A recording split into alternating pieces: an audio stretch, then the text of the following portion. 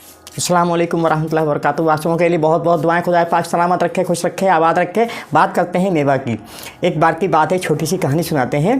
कश्मीर से एक ट्रक चला मेवा लेके, बादाम लेके, और उसे आसाम जाना था। तो उन्हें ड्राइवर ने क्या किया कि ड्राइवर के सीट के पीछे एक छोटी सी विंडो होती है। जब गाड़ी खाली हो तो बैक करने में, देखने में आसानी हो जाती है, इतनी छोटी सी होती है। तो उसने क्या हिम्मत करी कि वो विंडो खोली, और खोलने के बाद जो पेटी लगी हुई थी वहाँ पर, उसे पेचकस से तोड़ लिया। और तोड़ने के बाद बादाम निकाल के कश्मीर से चले, खाते रहे। दिल्ली तक आ पाए और उनकी हालत बिगड़ गई, और उन्हें तुरंत आपातकाल अस्पताल ले जाया गया, और उसी वक्त ऑपरेशन करना पड़ गया पेट का। कि उन्होंने वो बादाम खाते रहे, वो जाके आंतों में ब्लॉक हो गए, चोक हो गई आंतें, भयंकर दर्द शुरू हो गया। तो तुरंत ऑपरेशन करना पड़ा, आंतों में से बादाम निकाले गए। और एक और छोटी सी सुनाते हैं। एक बार बात है, एक खातून मिली, वो नर्स हैं। तो बहुत बुरी हालत, उनके चेहरे पे इतने पिंपल, इतने दाने निकले हुए। मैडम क्या हुई है? पता नहीं क्या हुआ, ये कुछ दिन से दाने निकले। हमने बताओ आपने बादाम कितने खाए? बादाम ने नेट पे देखा था कि बादाम खाने से त्वचा में चमक आती है, ग्लो आता है। तो हम 2 किलो बादाम ले आए, वो हमने 1 महीने में खा लिए। हमने खाए कैसे? बोले बस ऐसे ही खा लिए, सीधे चबा के, से मूँगफली खाते हैं। तो हमने इसी की विषाक्तता है ये कि जो आपका चेहरा बिगड़ गया। तो उन्हें अपना लगभग 6 महीने ट्रीटमेंट कराना पड़ा, तब जाके उनका चेहरा थोड़ा देखने के लायक हुआ। कहने का मतलब ये है कि जितनी भी मेवा है, अल्लाह ने इसे बहुत ही ताकतवर बनाया है, बहुत ही मजबूत बनाया है। अब देखिए, यहाँ पर हम आपको एक मिसाल देते हैं।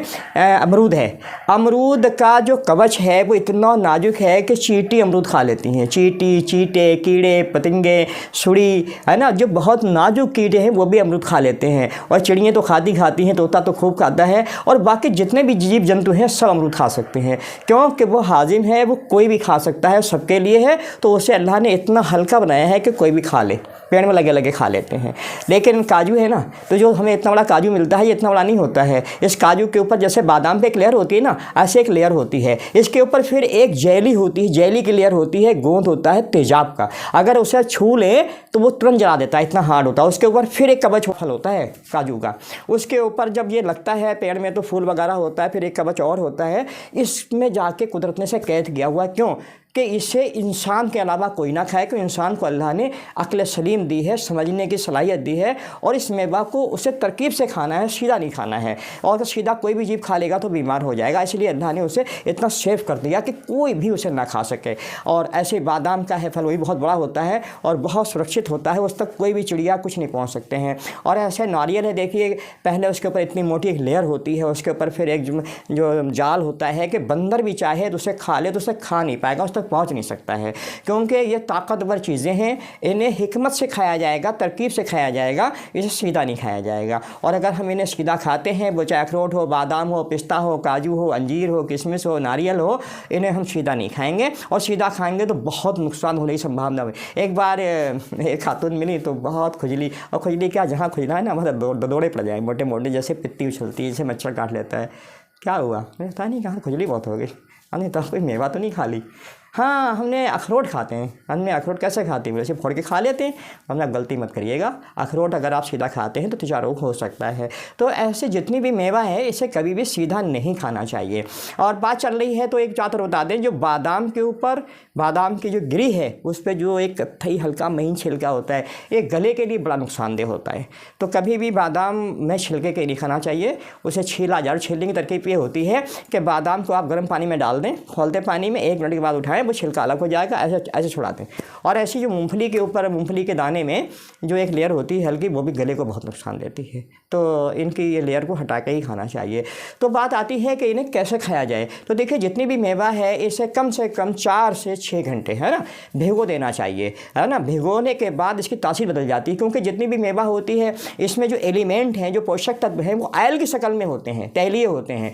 और तेल हमारा जो लीवर है ये हजम करने में बहुत मजबूर हो जाता है, इसके ऊपर बहुत लोड आ जाता है।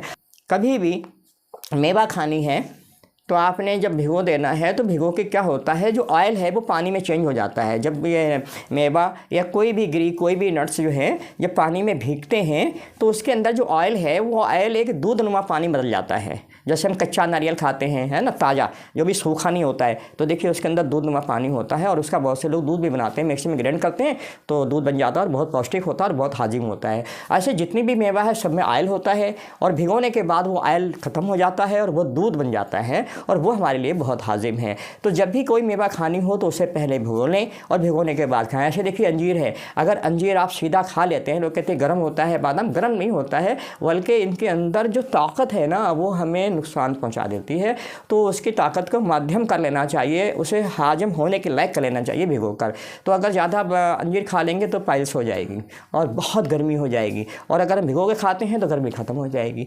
तो जितनी भी मेवा है इसे हमेशा भिगो के खाएँ, है ना। और जो दालें हैं, दालें भी अगर हम 8 से 10 घंटे भिगो लें, कम से कम 4 घंटे तो ज़रूरी है, अगर इसे भिगो लेते हैं और वो अंकुरित हो जाती हैं, अंकुरित होने के बाद उनके जो पोषक तत्व हैं वो हमारी बॉडी अवशोषित करने में सक्षम है, एग्जॉर्ब करने में सक्षम है।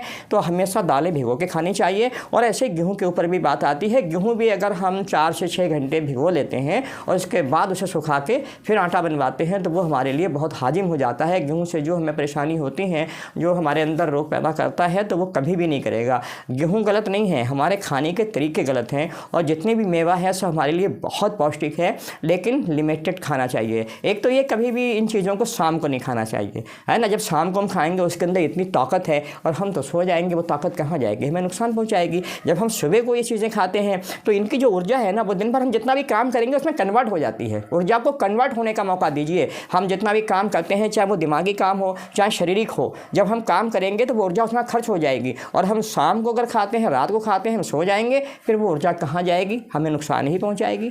तो हमेशा शाम को खाने से बचना चाहिए और डायरेक्ट खाने से बचना चाहिए। भिगो के खाते हैं, भिगो के खाना ज़्यादा उचित है। देखते हैं जितने भी विद्वान हैं वो आपको यही कहते मिलेंगे कि इन चीज़ों को भिगो के खाएं, अंकुरित करके खाएं, तो ये हाजिम रहेंगे और हमें बहुत बड़ा फ़ायदा मिलेगा। तो आगे आप लोग ख्याल रखें, जितनी भी मेवा है, जितनी भी दालें हैं, इन्हें भिगो के खाएं, अंकुरित करके खाएं और बहुत फ़ायदा उठाएं। ठीक है, आप सबों के लिए बहुत बहुत दुआएं। खुदा पाक सलामत रखे। अल्लाह हाफ़िज़। आपके लाइक, कमेंट और शेयर करने का बहुत बहुत शुक्रिया। खुदा पाक आपको सलामत रखे, दोनों जहान की खुशियाँ अता फरमाए। आमीन आमीन या रब्बुल आलमीन।